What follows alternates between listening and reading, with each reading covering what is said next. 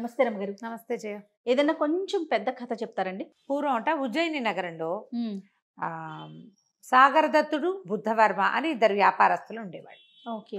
ఈ సాగర దత్తుడు సహజంగా ఆయన వ్యాపారం అయింది. బుద్ధదత్తుడు ఏంటంటే కొంచెం రాజకుటుంబానికి, బుద్ధవర్మ రాజకుటుంబానికి చెందిన వ్యాపారి.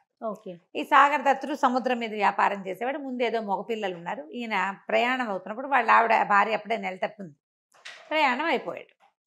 అయితే సముద్ర మధ్యంలో కొన్ని పడవలు ఒక చోట ఆపుకుని కలుసుకుంటారు కదా, ఆ కలుసుకున్నప్పుడు బుద్ధవర్మని కలుసుకున్నాడు. ఓకే.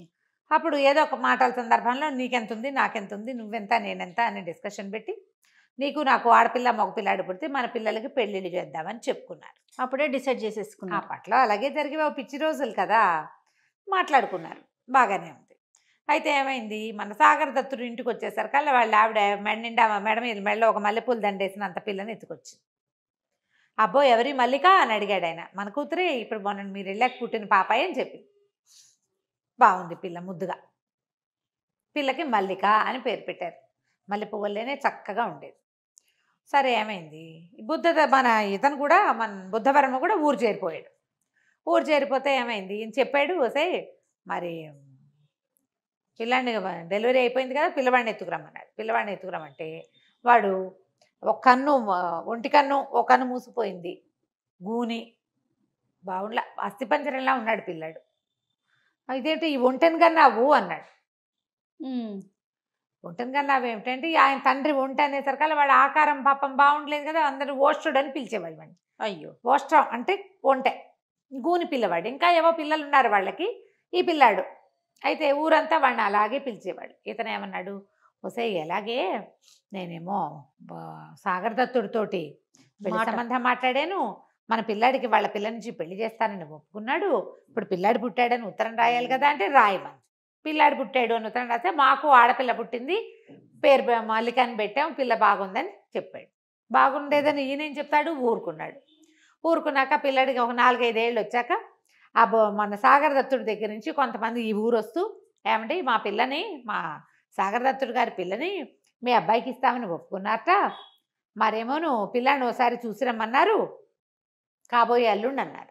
అనేసరికల్లా కాబోయే అల్లుడు లేడు, ఎక్కడికో వెళ్ళాడని చెప్పారు. చెప్తే ఈవిడేమంది, ఏమండి మనం మసిపూసి మారేడుకాయ చేద్దాం, పెళ్లి సంబంధం పోగొట్టుకుంటామా ఎక్కడైనాను, పిల్లాడిని అసలు చూపించద్దు కొన్నాళ్ల పాటు, పెద్దయ్యాక ఏదో ఒకటి చెప్పి చేద్దాం పెళ్ళి, ఈ లోపల స్నేహం పోగొట్టుకోవడం ఎందుకు, వ్యాపార సంబంధాలు ఉన్నాయి, పెళ్లి దాకా మన వ్యాపార బంధం ఇలా నిలబెట్టుకుందాం, రాబోయే లక్ష్మిని కాపాడుకోవాలి కానీ చెడగొట్టుకోకూడదు, పిల్లాడి మీద వాడికి చూపించకుండా ఏదో వేషం వేద్దామని చెప్పింది.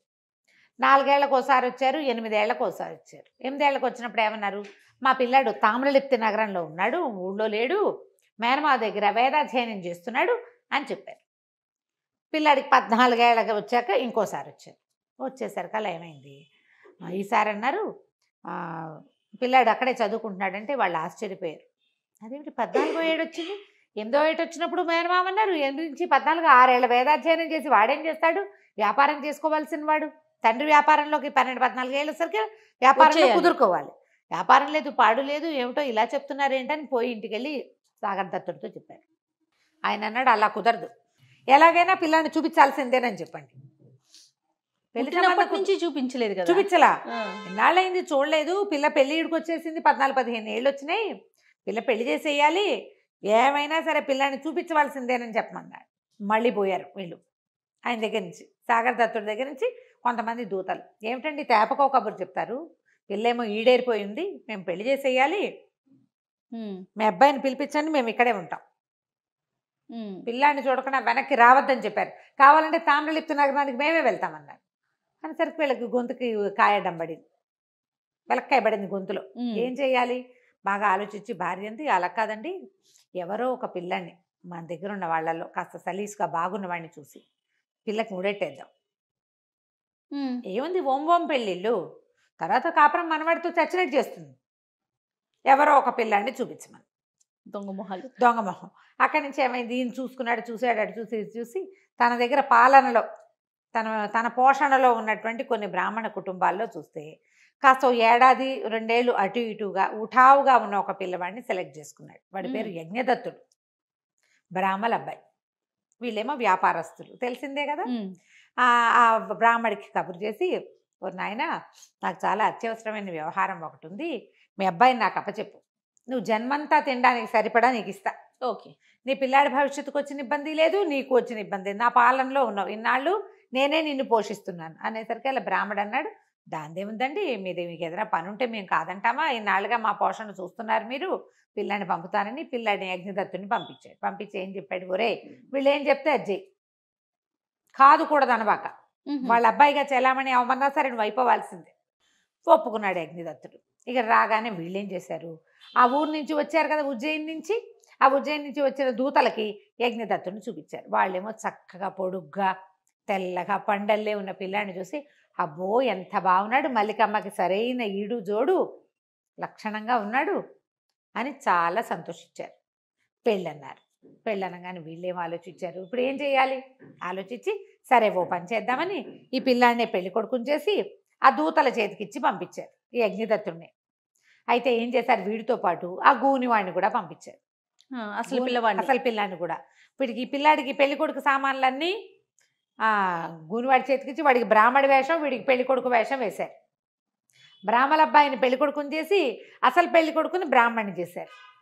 చేసి సామాన్లు చేతికిచ్చి, ఒరే ఈ పిల్లాడి కుర్రాడు ఎవరిని పెళ్లి చేసుకుంటాడో అది నీ పెళ్ళం, నిన్నే చూపిస్తే వాళ్ళు నీకు పిల్లనివ్వరు కాబట్టి నీకు బదులుగా వీడిని చూపిస్తున్నావు అంతే, ఇది మనసులో పెట్టుకోమని చెప్పారు. ఈ గూనివాడికి పెళ్లి చేసుకోవాలని ఉంది, ఈడు వాళ్ళందరికీ పెళ్ళిళ్ళు అయిపోతున్నాయి, వీడికి పెళ్లి చేసుకోవాలని, దానికి పెళ్ళి అయ్యే మార్గం లేదు, ఎలాగోలాగా చక్కటి పెళ్ళి వస్తుందంటే మనకేం నష్టం, సరేనన్నాడు. అందరూ కలిసి పోయారు. ఆ దూతలతో కొంతమంది సైన్యాన్ని, కొంతమంది చుట్టుపక్కలని ఇచ్చి పంపించారు. పెద్దగా చుట్టుపక్కల కాదు, సేవకులు సహాయకులను ఇచ్చి పంపారు. పంపించాక తీరా అక్కడికి వెళ్ళాక వాళ్ళందరూ చాలా సంతోషించారు. అయ్యి బాబాయ్ ఎంత బాగున్నాడు, పండెళ్ళే పిల్లాడు, మన వాళ్ళల్లో ఇంత చక్కటి వాడిని చూడం అని ఆశ్చర్యపోయారు. సరే చక్కగా యథావిధిగా పెళ్లి చేశారు. గూనివాడు పక్కనే కూర్చుని పెద్ద బ్రాహ్మడి పక్కన సహాయకుడుగా ఉండి సామాన్లు అందిస్తూ తన పెళ్లి కూతుర్ని తనవి తీరా చూసుకుంటూ కూర్చున్నాడు. వివాహం అయిన దగ్గర నుంచి అగ్నిదత్తుడు కడుపులో నొప్పి అంట మొదలుపెట్టాడు. నా పొట్టలో నొప్పిగా ఉంది, డొక్కల్లో సోలు వచ్చి పడిపోయాడు.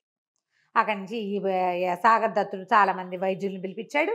వాళ్ళంతా వస్తే ఆ మందు ఈ మందు ఇస్తే, ఈ పెళ్లి కూతురు ఉంది కదా ఈ మల్లిక, సాగర్ దత్తుడు కూతురు, భర్తకి కడుపులో నొప్పి వస్తే అతను చూసుకోవద్దు, నాకెందుకు, నేను పెళ్లి కూతురునని లోపలికి వెళ్ళకుండా దగ్గర కూర్చుని ఇతను కావాల్సిన సేవలు చేసి ఆ మందులన్నీ పోసి మద్యం పానం చూసుకుని దగ్గరే ఉంది, వదిలిపెట్టకుండా.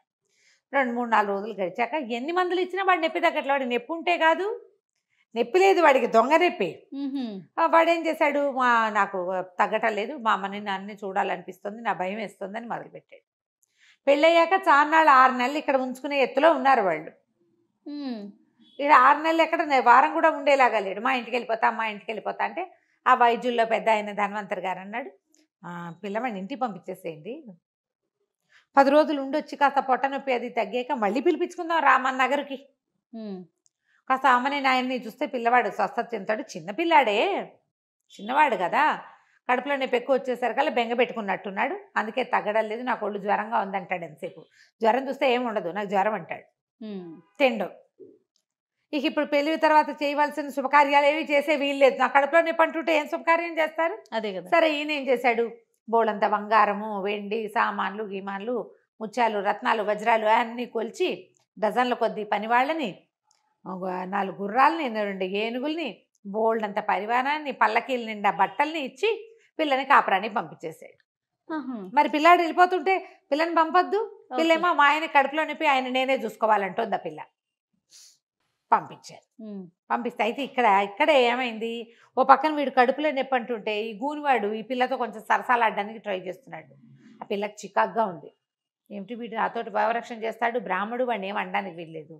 ఇతనికి ఏం భయం వేసింది అగ్నిదత్తుడికి, ఈ గూనివాడ పెదవ ఇక్కడ ఉండగానే విషయం అంతా బయట పెట్టేస్తాడేమో, నేనే దీన్ని అసలు మొగుడిని అంటాడో ఏమిటోనని ఇంటికి వెళ్ళిపోతేనే మంచిది కదా అనుకున్నాను. ఇంటికి వెళ్ళాక ఏం చేశారు, అక్కడ వాళ్ళంతా విశేషంగా వైద్యుల్ని పిలిపించారు, ఏదో ఓం అన్నారు, తగ్గిపోయింది కడుపులో నొప్పి, నొప్పి తగ్గిపోయింది. అక్కడి నుంచి సాయంకాలం శుభకార్యం అన్నారు, రాత్రి అంతఃపురంలో ఏకాంతవాసానికి వీళ్ళకి పెద్ద అంతఃపురం రెడీ చేశారు. ఈ పిల్ల చక్కగా అలంకారం అది చేయించుకొని లోపలికి వెళ్తే దాని చెలికత్తలతో సహా వెళ్ళింది. వెళ్తే అక్కడ అగ్నిదత్తుడితో పాటు గూనివాడు కూడా ఉన్నాడు. వీడెందుకున్నాడు అని అడిగింది. ఇతను ఎందుకున్నాడు ఇక్కడ, అనేసరికల్లా ఇతను ఏమన్నాడు, నేను వెళ్ళిపోతున్నాను అని చెప్పి గబగబా నడిచి వెళ్ళిపోతుంటే అమ్మాయి తలిపి, అదేమిటి నన్ను వదిలిపెట్టి వెళ్ళిపోతామేమిటి, అసలు ఏం జరుగుతోంది ఇక్కడ. ఈ లోపల ఏమైంది, ఈ అబ్బాయి కడుపులో నొప్పి తగ్గిందంటే వాళ్ళ నాన్న అందరికీ దానాలు ధర్మాలు చేసి అల్లుడు స్వస్థత చెందాడు, ఏం భయం లేదని వాళ్ళు. ఇక్కడ పెళ్లి కుమారుడికి రాజకుమారుడికి పెళ్ళి అయిపోయిందని ఊరంతా తాగి తందనాలు ఆడుకుంటున్నారు. ఇక్కడ 3-4 రోజులు బోళ్ళు ఉత్సవాలు కూడా జరిగినాయి. అందరూ గందరగోళంగా ఉన్నారు. ఈ పిల్ల ఇతను వెంట పడింది యజ్ఞదత్తుడి వెనకాల. అదేమిటి నన్ను వదిలిపెట్టి వెళ్ళిపోతావంటే, నేనేం చేయను, నీ ప్రారంధ కర్మ, నేను చేయగలిగేది ఏమీ లేదు, నీకు భగవంతుడు ఇచ్చిన భర్త వాడేను, నీ జీవితాన్ని ఏదో ఒకటి చేసుకో, నేనేం చేయలేను, నాకు ఇది తప్పనిసరిగా ఈ పని చేశానని పరిగెత్తుకుంటూ వెళ్ళిపోయాడు. వెళ్ళేసరికల్లా గూనివాడు ఈ పిల్ల వెంట పడిపోయాడు. ఆ పిల్ల ఏం చేస్తే ఒక్క తోపు తోసింది. తోసేసరికల్లా వీడు మంచానికి అవతల పడ్డాడు. ఈ చెలికత్తెలు, ఈ అమ్మాయి చెలికత్తెలు తెల్లబోయి చూస్తుండగానే వాడికి స్నేహ సేవకులు వచ్చారు. వాడి సేవ చేసుకునే లోపల ఈ పిల్ల పరుగులు పెడుతూ వాడి వెనకాల పరిగెత్తుకుంటూ యజ్ఞదత్తుడి వెనకాల వెళ్ళింది. వెళ్తే అంతఃపురంలో అన్ని చోట్ల దాసదాసి గణమంతా శుభ్రంగా తినేసి తాగేసి తందనాలు ఆడుకుంటూ ఉన్నారు. ఊరంతా మత్తులో జూగుతోంది. వీళ్ళ నగరంతా వీళ్ళ చిన్న జమీ లాంటిది అనమాట. పరిగెత్తి పరిగెత్తి ఎవరో వెళ్తుంటే అతనేననుకుని అటువైపు పరిగెత్తి కనపడలే. అయితే అక్కడ ఈ జనాలంతా తాగేసి ఉన్నారు కదా, ఒక కాపాలికుడు ఒక ఆయన బోల్డని సామాన్లన్నీ చుట్టుపక్కల పెట్టుకుని తాగేసి పడిపోయినాడు. ఈ అమ్మాయి అటు ఇటు చూసి ఏం చేసింది, గబగబా తన నగలన్నీ మూట కట్టేసింది. పైన ఇట్లా ఉత్తరీయము అవి బోల్డని ఉంటాయి కదా, ఇలా మేలు ముసుగు, ఆ ముసుగులో మూట కట్టి రొంటిని పెట్టుకుని ఆ కాపాలికుడి బట్టల్లో నుంచి 2 కాపాలిక వస్త్రాలంటే ఎర్రటి బట్టలు, తర్వాత తల మీద కట్టుకునే ఒక ఎర్రగుడ్డ తీసుకుని చకచక కాపాలిక వేషం వేసేసుకుంది.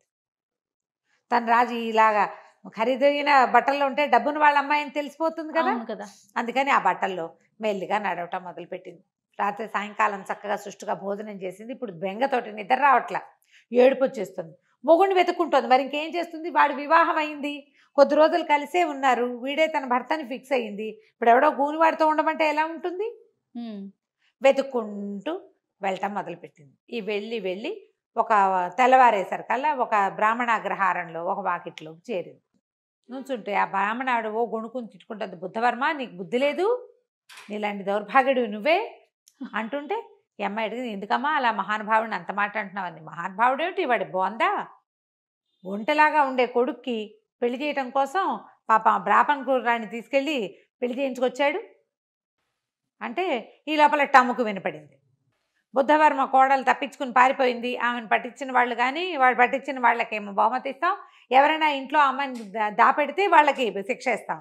ఈవిడ వెంటనే అంటుంది పైకి, ఆ బ్రాహ్మణావిడ పారిపోయిందా, మంచిగా అయింది, చక్కగా మల్లిక పారిపోమ్మా, హాయిగా పారిపోయి యజ్ఞదత్తుడు నీ మొగుడు వాడు పెళ్లి చేసుకున్నాడు అగ్నిసాక్షిగా, వాడితోటి నువ్వు కాపురం చేయాలంటుంది.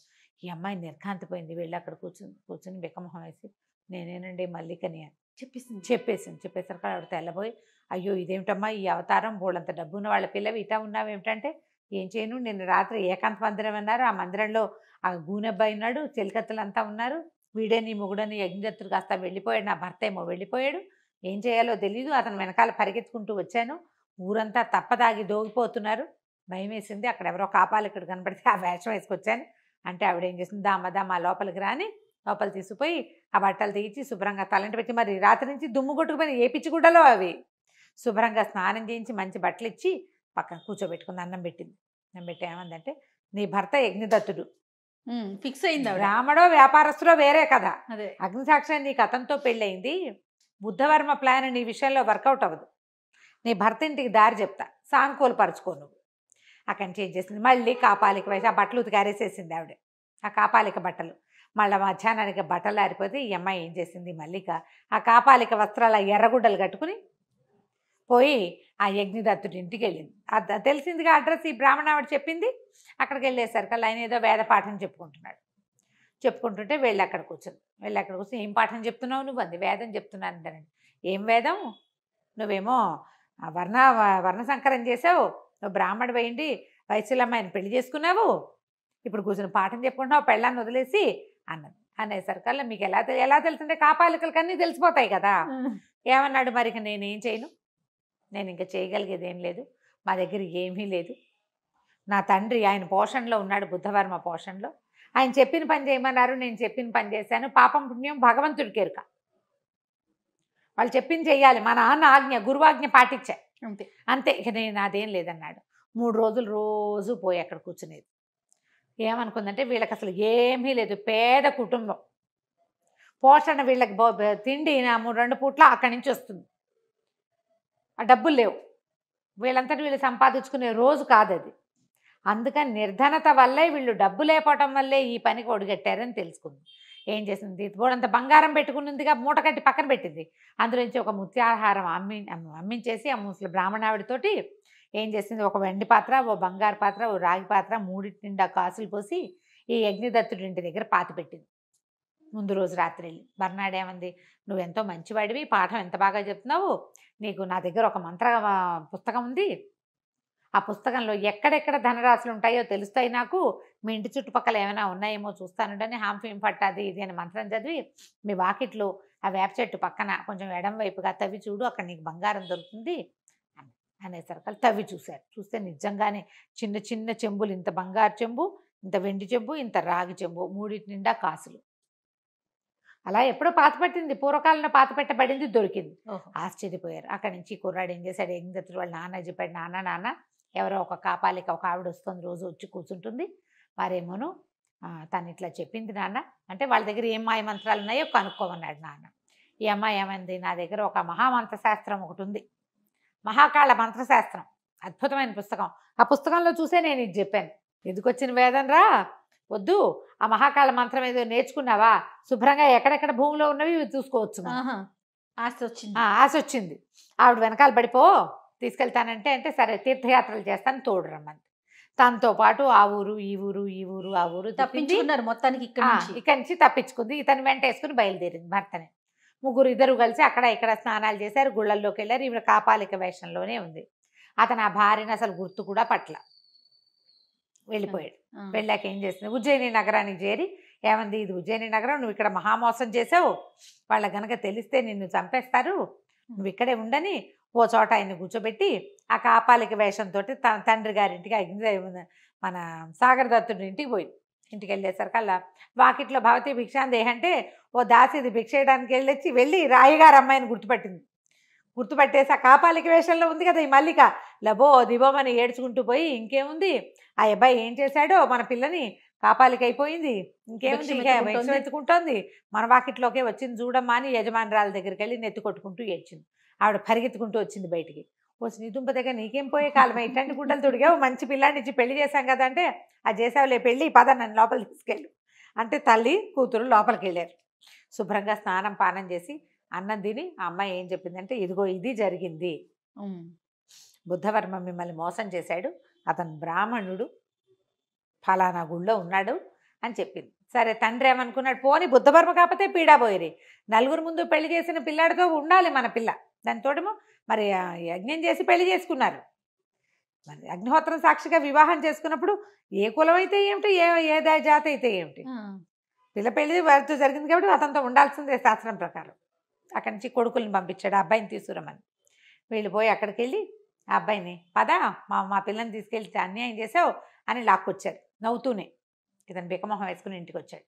వచ్చిన తర్వాత ఆయన యజ్ఞదత్తుని అన్నీ కనుక్కున్నాడు, ఏం జరిగింది, ఏం చేసావు, ఎందుకు చెందావు అని. నాయన మా పిల్ల నీ కోసం కాపాలిక వేషం అయితే ఆ ఊర్లన్నీ నడిచి తిరిగి ఇంటికి వచ్చింది, ఇంకో రకంగా చేస్తే బుద్ధవర్మకి తెలిసిపోయేది, రాజుగారి ద్వారా నేను కబురు చేస్తాను, ఇంకో రకంగా అయితే తెలిసేది, అతను ఏం చేసేవాడో వీళ్ళని బయటికి రహస్యం బయటపడకుండా చంపేసినా చంపేయచ్చు, ఇంతకు తెగించిన వాళ్ళు అది తెగించరా. అవును. అక్కడి నుంచి రాజుగారి దగ్గరికి తీసుకుపోయారు ఇద్దరిని, పిల్లాడిని. ఇలా జరిగింది, బుద్ధవర్మ మేము ఇట్లా మాట్లాడుకున్నాం, ఆ పిల్లవాడికి ఏమో వాళ్ళ అబ్బాయి గూనిగా ఉన్నాడు, ఆ విషయం మాకు ముందే చెప్తే సరిపోయేది, ఇష్టం ఉంటే పిల్లని ఇచ్చేవాడిని, లేకపోతే లేదు.